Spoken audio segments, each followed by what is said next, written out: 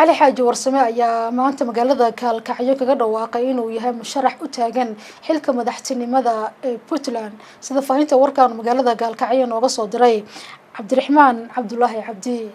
waxaa maanta magaalada Kalkacyo xarinta gobolka Mudug musharaxnimadiisa uga dhawaaqay maareeyihii hore ee shirkadda Golis Telecom Soomaaliya Cali Xaaji Warsame xafladii Cali Xaaji Warsame uga dhawaaqay musharaxnimadiisa ayaa waxaa ka soo qayb galay odayaal nabadoono siyaasiyiin qaar ka mid wasiiradii hore ee dawladda Puntland aqoon-yahaniin ururada haweenka dhalinyarada iyo bulshada qeybaheeda kala duwan waxayna dhamaantood soo dhaweeyeen musharaxnimada maareeyihii hore ee shirkadda Golis Telecom Soomaaliya Cali Xaaji Warsame waxaana ugu horeyntii xafladaasi ka hadlay musharax Cali Xaaji Warsame maantay oo ay tahay bisha Oktoobar 17 sanadka 2013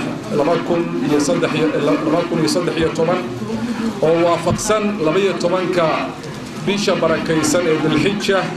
1434 waxaan halkan ka cadeynayaa inaan ahay musharaxa madaxtinimada dawladda Puntland ee sanadkan fishankaygu waxa weeye maamulka Puntland in la baahiyo oo laga dajiyo laamiga oo ay gaaraan gobollo fara badan oo ay ka mid tahay gobolka Sanaag oo ka mid yahay gobolka Bari intiisa badan oo ay Cayn iyo Sool iyo Sanaag ka mid yihiin oo Mudug ay ka mid tahay gobollo badan oo maamulka dawladda aanu gaarin in si rasmi ah uu gaaro oo ay ka taliyaan aayaha dawladda ay ka tirsan yihiin aysan noqonin waxa la yiraahdo xuduudo aan talada loo dhiibinin arintaasna waxay ka mid tahay waxa aan leeyahay waad qaban kartaa Puntland ilaahay wuxuu ku manaystay dhaqaale macquul ah waxa la Soomaaliya dhowr iyo 50 milyan baa ku nool oo xoolo ah waxa la Puntland ilaa 15 milyan oo kamid ah ama 14 milyan oo kamid ah ayaa laga heli karaa waxay leedahay xeebta ugu dheer Soomaaliya 1400 kilomitir oo raacsan badda cas iyo waliba badda Hindiya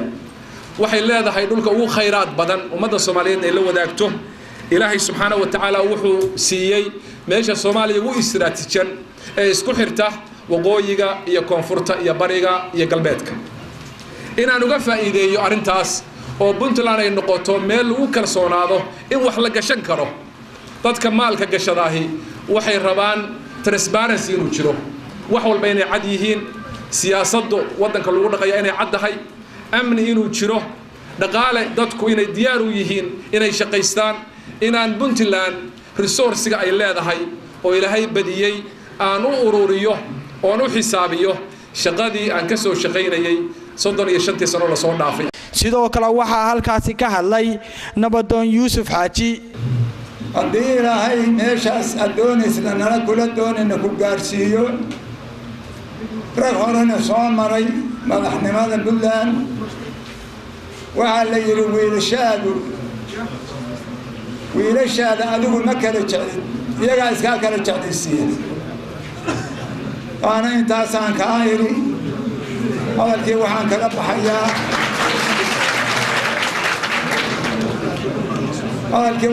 baxayaa mar labaad